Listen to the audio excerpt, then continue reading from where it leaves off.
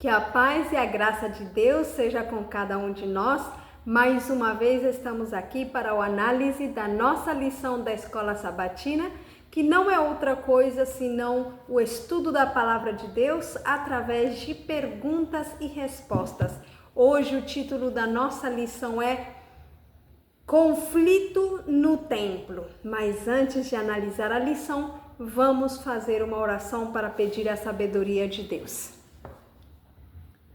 Querido Pai Celestial, diante da Tua presença estamos Teus filhos. Queremos Te pedir a Tua sabedoria, o Teu perdão, a Tua graça, Pai. A unção do Teu Santo Espírito, para que venha nos iluminar e possamos compreender a Tua palavra, não como nós desejamos, mas sim como Tu desejas. Em nome de Jesus. Amém. Bom, vamos então com a nossa lição Conflito no Templo. A introdução nos diz desta maneira: a mensagem de Jeremias aos sacerdotes e povo despertou o antagonismo de muitos. Com violenta injúria, eles clamaram: por que profetizaste no nome do Senhor, dizendo: será como Siló esta casa e esta cidade será assolada, de sorte que fique sem moradores? E ajuntou-se todo o povo contra Jeremias na casa do Senhor. Isso está em Jeremias 26, 9. Sacerdotes, falsos profetas e povo voltaram-se airados contra aquele que lhes não falaria palavras suas, ou profetizaria coisas deleitosas. Assim foi a mensagem de Deus desprezada e seu servo foi ameaçado de morte. Que terrível! O título nos diz conflito no templo e justamente a introdução está nos falando disto. O profeta Jeremias, ele era um fiel servo de Deus. Ele não iria falar as suas próprias palavras, ele somente transmitiria as palavras que Deus enviasse a ele falar. Só que essas palavras não eram o que o povo queria ouvir. Por isto, profetas, povo, diz ali, sacerdotes se reuniram na casa do Senhor, se airaram contra Jeremias e assim eles desprezaram a palavra do Senhor. Desastres vindouros é o nosso subtítulo. A primeira pergunta nos diz: o que proclamou o Senhor que logo viria sobre Judá e Israel como resultado de seu pecado e desobediência? Em Jeremias capítulo 7, versículo 32 até o 34, iremos ler as partes mais importantes que vão responder a nossa pergunta.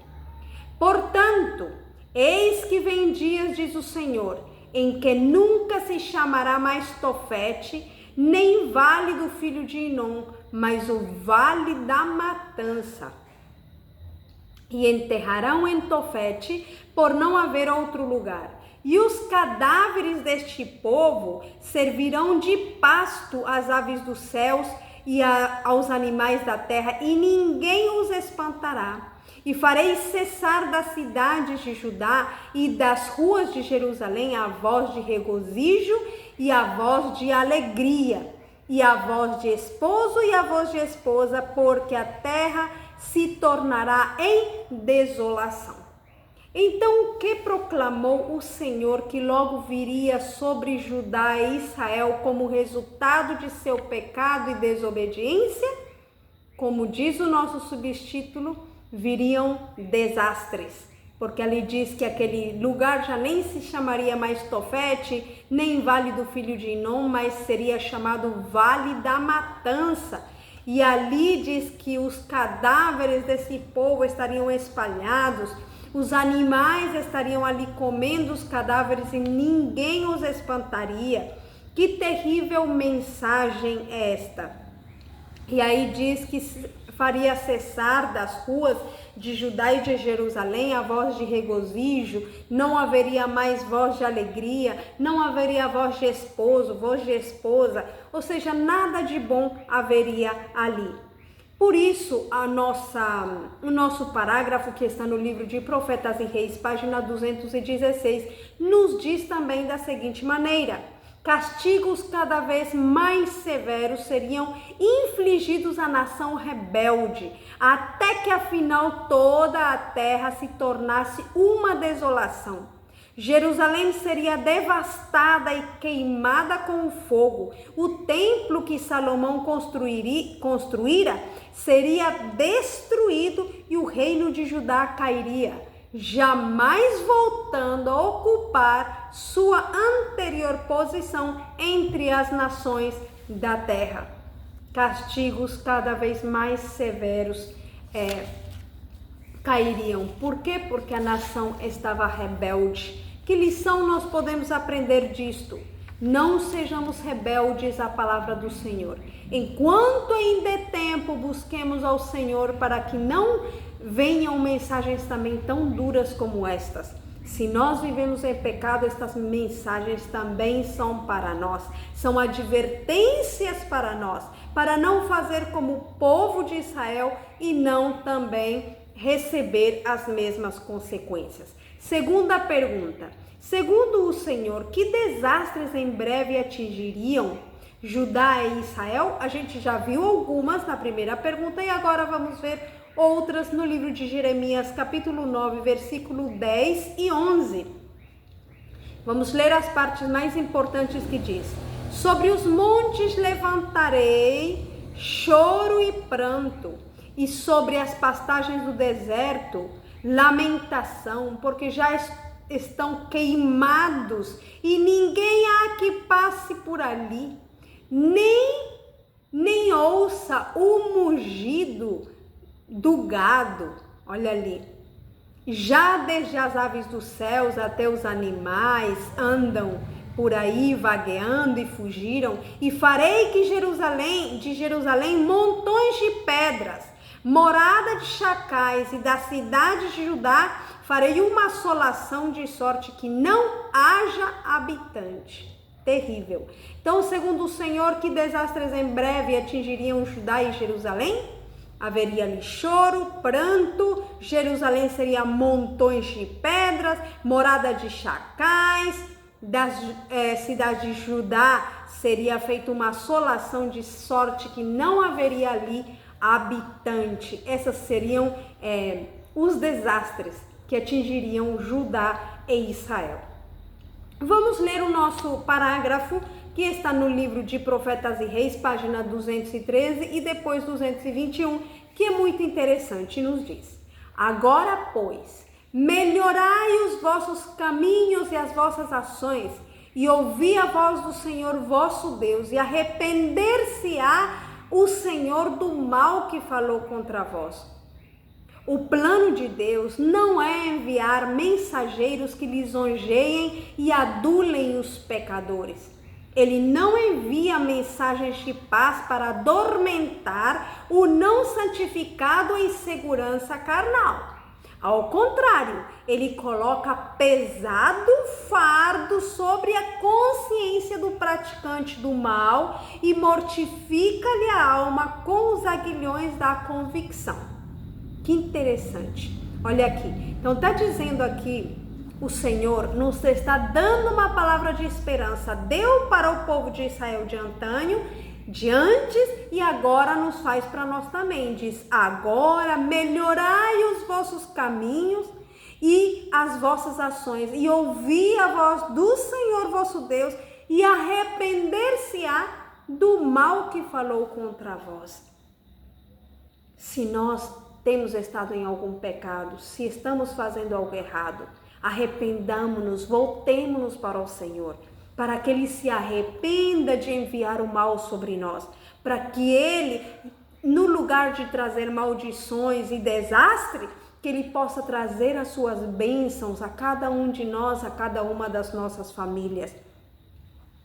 Aqui diz que a mensagem também dos mensageiros do Senhor não deve ser para adormentar o povo. Eu me lembro de que quando eu era criança, tinha uma região, inclusive se vocês querem saber essa história ou já ouviram falar, de uma cidade da Colômbia, do país da Colômbia, que foi totalmente destruída por um vulcão. Mas antes de que aquele vulcão explodisse, tinha alguém, um governador ali da cidade, que ele percebeu e sabia o que iria acontecer. Essa foi uma história que eu ouvi de pessoas que estiveram naquela época, né, que souberam desta história. Aí, este homem, ele não alertou o povo, ele disse, não, tranquilos, porque o vulcão, ele estava soltando fumaça, estava soltando pedras, tranquilos que isso já vai passar. Como o povo estava acostumado aqui, de vez em quando ele soltava pedras, fumaça e não acontecia nada, então eles ficaram tranquilos. No entanto, aquele governante comprou uma passagem de avião e viajou o mais rápido possível. Depois de umas horas, aconteceu o desastre, deixando que esse povo todinho fosse destruído quando outras pessoas poderiam ter sido salvas.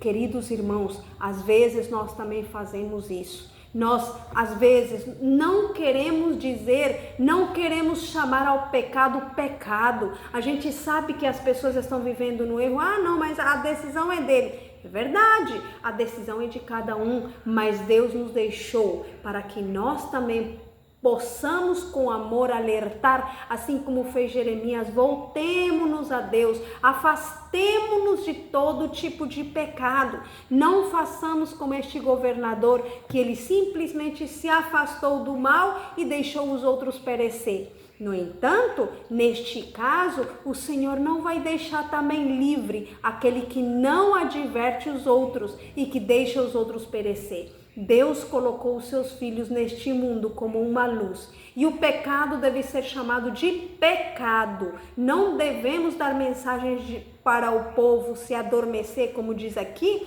com uma segurança carnal, que ele pode estar praticando pecado e que Deus do mesmo jeito vai aceitar ele desse jeito, mesmo sem se arrepender. Não. O Senhor, ele ama o pecador, mas ele odeia o pecado. Então ele adverte ao pecador para se afastar do pecado e desta maneira ele possa estar perto de Jesus e um dia estar no reino dos céus. Vamos para a pergunta número 3. A lavoura da idolatria. A loucura da idolatria, perdão, que a minha vista não está muito bem. A loucura da idolatria. Que contraste fez o Senhor entre ele e os deuses falsos que Judá e Israel estavam adorando? Que contraste fez o Senhor entre ele e os deuses falsos? Vamos ler as partes mais importantes do nosso versículo, que está desde Jeremias capítulo 10, versículo 1 até o 11.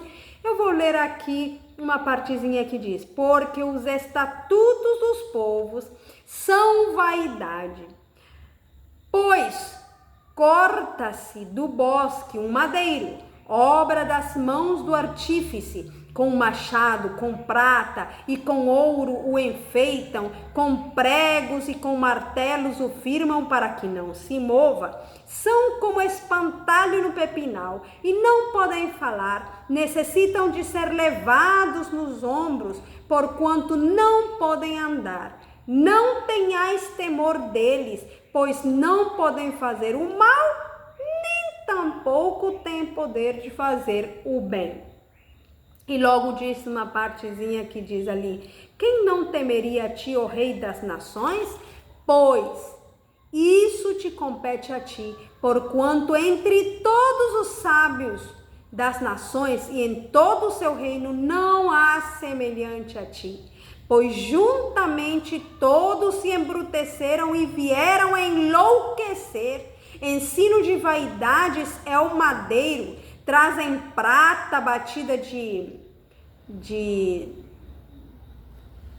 Tarzes e ouro de Ufaz para obra de artífice, e das mãos do fundidor fazem suas roupas de azul, celeste e púrpura, obra de périto são todos eles.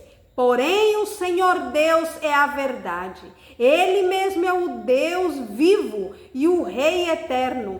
Ao seu furor treme a terra e as nações não podem suportar a sua indignação. Então a pergunta é: que contraste fez o Senhor entre ele e os deuses falsos que Judá e Israel estavam adorando? Os deuses falsos são madeiro, podem ter prata, podem ter ouro, são pregados com pregos e tem um trabalho de artífices, mas eles são carregados nos ombros, não podem andar, não podem ouvir. No entanto, esse Deus maravilhoso que nós temos é o Deus que tudo pode e não há semelhante a ele. É isso que nos diz o versículo. Vamos ver o nosso parágrafo que nos diz: o Senhor é um Deus zeloso, ele não será menosprezado. Ele falou sobre a maneira pelo qual ele deve ser adorado. Ele odeia a idolatria, pois sua influência é corruptora. Ela degrada a mente e leva a sensualidade a todos os tipos de pecado. Fazer uma imagem de Deus desonra-o. Ninguém deve usar o poder da imaginação para adorar aquilo que menospreza Deus na mente e o associa a coisas comuns. Aqueles que adoram a Deus devem adorá-lo em espírito e em verdade. Eles devem exercer fé viva. Sua adoração será então controlada não pela imaginação, mas pela fé genuína. Vamos agora para a nossa pergunta número 4. Como mostra o profeta Jeremias a superioridade de Deus sobre os ídolos fabricados pelo homem? O que isso nos ensina sobre a adoração verdadeira?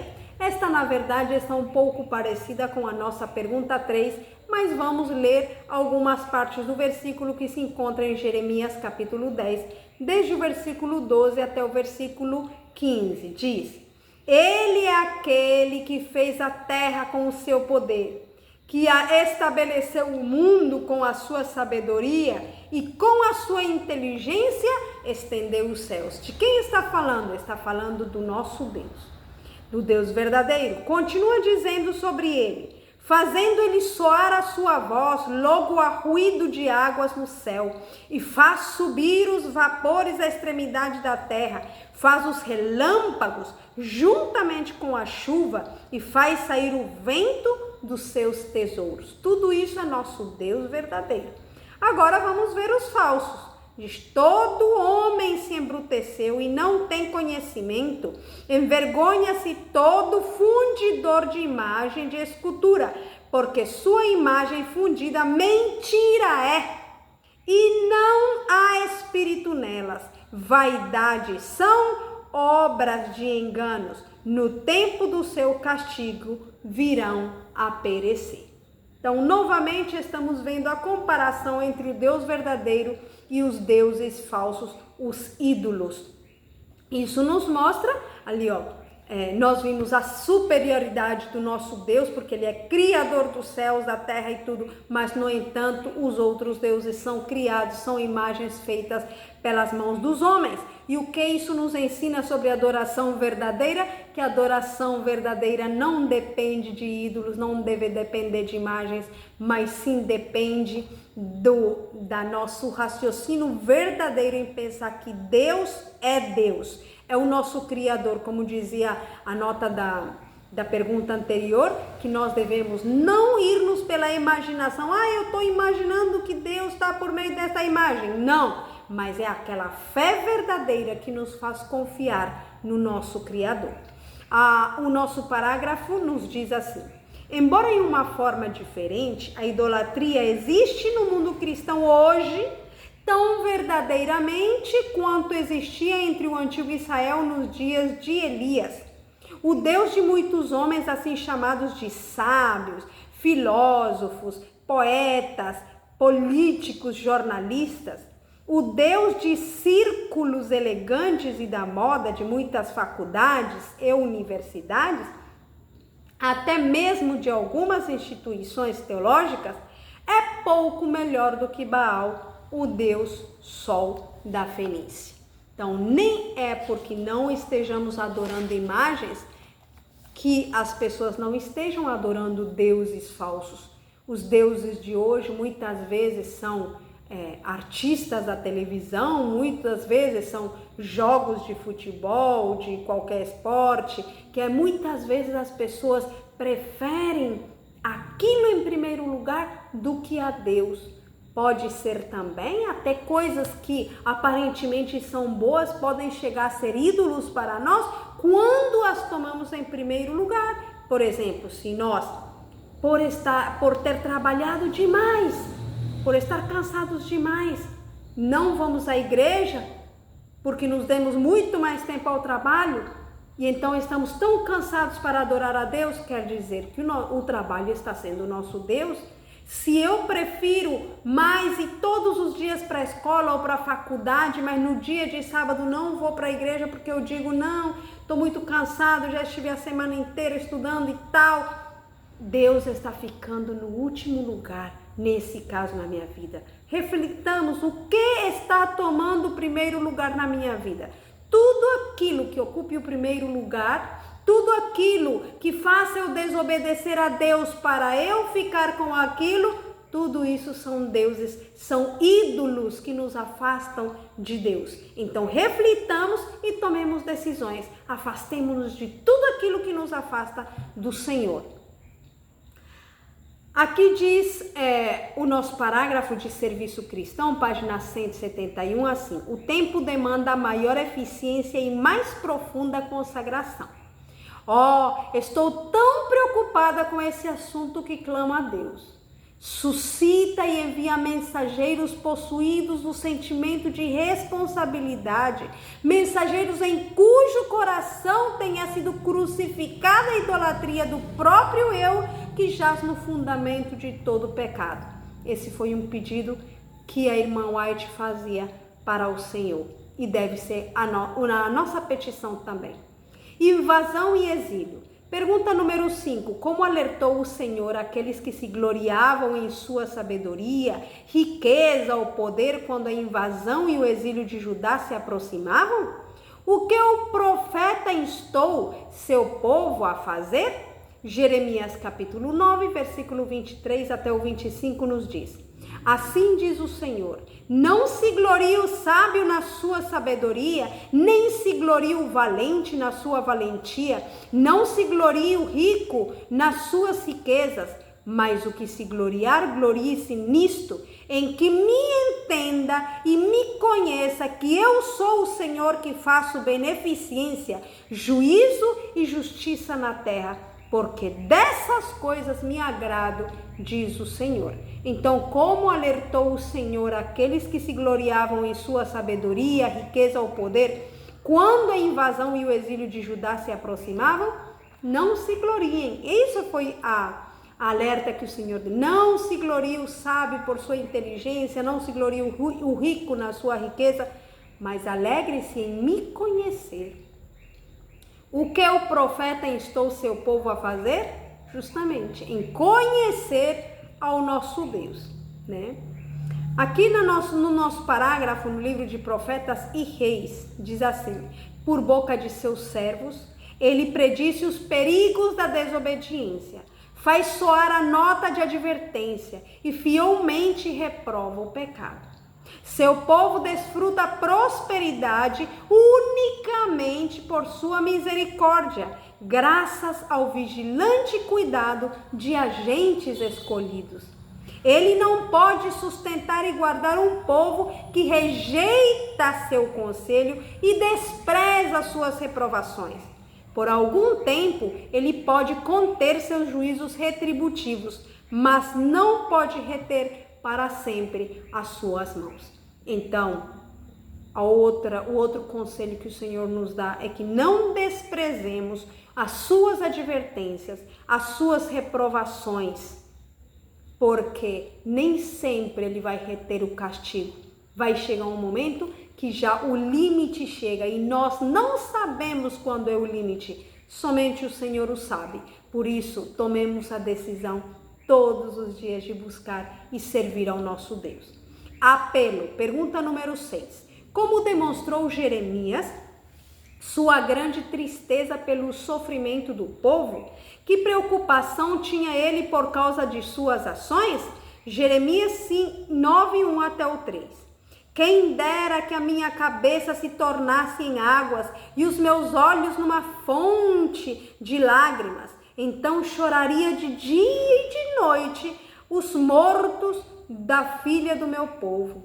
Quem dera que eu tivesse no deserto uma estalagem de caminhantes, então deixaria o meu povo e me apartaria dele, porque todos eles são adúlteros e um bando de traiçoeiros, e encurvam a sua língua como arco para a mentira. Fortalecem-se na terra, porém não para a verdade, porque avançam de maldade em maldade, avançam e não me conhecem, diz o Senhor. Então, como demonstrou Jeremias sua grande tristeza pelo sofrimento do povo, quando ele disse que gostaria que a sua cabeça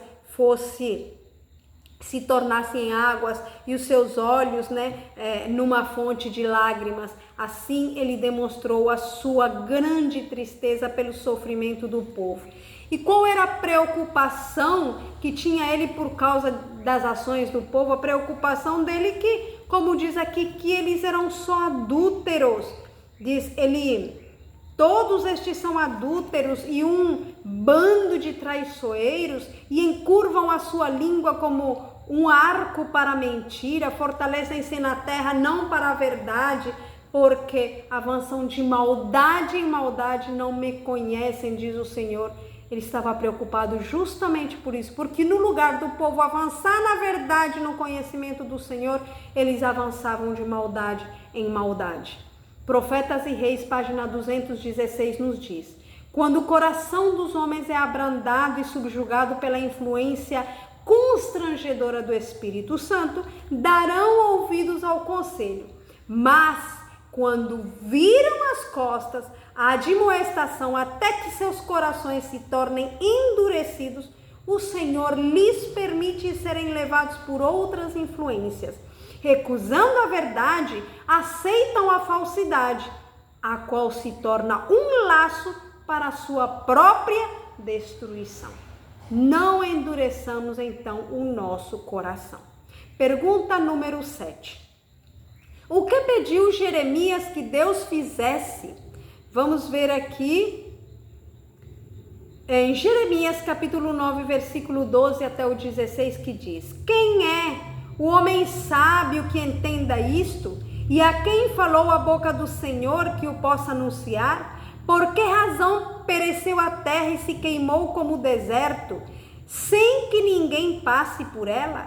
E disse o Senhor: porquanto deixaram a minha lei, que dei perante a sua face, e não deram ouvidos à minha voz, nem andaram conforme ela, antes andaram após a obstinação do seu coração e após os Baalins, o que lhes ensinaram os seus pais, e etc. Então, o que pediu Jeremias que Deus fizesse? Na verdade, o seu desejo, ao meu entendimento, nesta primeira parte dos versículos, o Senhor queria que houvesse alguém sábio que entendesse o que falou a boca do Senhor, que pudesse anunciar, e que pudesse lhe explicar por que estavam acontecendo essas coisas ruins na terra. Só que aí quem respondeu a essa pergunta foi o mesmo Senhor, dizendo que essa destruição e essas coisas ruins que estavam acontecendo com o seu povo era por causa que eles tinham deixado a lei do Senhor. O que mais? Não tinha dado ouvidos à sua voz, também não andaram conforme a lei do Senhor, mas andaram após a obstinação do seu próprio coração. Querido amigo, querido irmão, não sejamos como este povo, não endureçamos o nosso coração, meditemos na lei do Senhor, estudemos a lei do Senhor, meditemos nela e coloquemos nosso coração, peçamos ao Senhor que Ele coloque os seus mandamentos no nosso coração, porque senão amargas serão as consequências. Aqui a última parte dos versículos diz: diz assim: portanto, assim diz o Senhor dos Exércitos, Deus de Israel: eis que darei de comer losna a este povo e lhe darei de beber água de fel, e os espalharei entre as nações que não conheceram, nem eles nem seus pais, e mandarei a espada após eles, até que venha a consumi-los. Losna e fel é amargura. Querido irmão e querida irmã, não queramos que essa amargura venha para nós. Deus não quer nos dar amargura, nunca foi esse o seu propósito. Isso só virá se o ser humano escolhe ir após os deuses, após os baalins, após as coisas deste mundo que nos afastam de Deus. Vou ler a última notinha que nos diz, Orientação da Criança, página 46, nos diz: obediência à palavra de Deus é a nossa vida, a nossa felicidade. Contemplamos o mundo e o vemos gemendo sob a impiedade, a violência dos homens que degradaram a lei de Deus. Ele tem retirado a sua bênção dos homens, né? Do pomar e da vinha também ele tem tirado essa bênção. Não fosse o seu povo que guarda os mandamentos e que vive sobre a terra, não reteria ele os seus juízos. Estende a sua misericórdia por causa dos justos que o amam e que o temem. Vale a pena ser um filho de Deus que ama e teme os seus mandamentos, porque somos a causa de que este mundo ainda não seja destruído. Que Deus lhe abençoe. Vamos fazer uma oração para concluir. Querido Pai Celestial, perdoa, Senhor, o teu povo. Quantas vezes temos falhado como o povo de Israel, Senhor? Quantas vezes, sabendo os teus mandamentos, às vezes preferimos nos afastar e fazer a nossa própria vontade. Mas queremos fazer a tua vontade, Pai. Tira do nosso coração os ídolos que estão nos afastando de ti. E dá-nos um coração que te ame, que ame a tua lei, que ame os teus mandamentos e que esteja disposto a te obedecer, Pai. Em nome de Jesus, te peço por cada pessoa que também está ouvindo este vídeo, Senhor. Em nome de Jesus. Amém. Que Deus abençoe a cada um de nós e que essa lição possa ser de bênção para todos. Amém.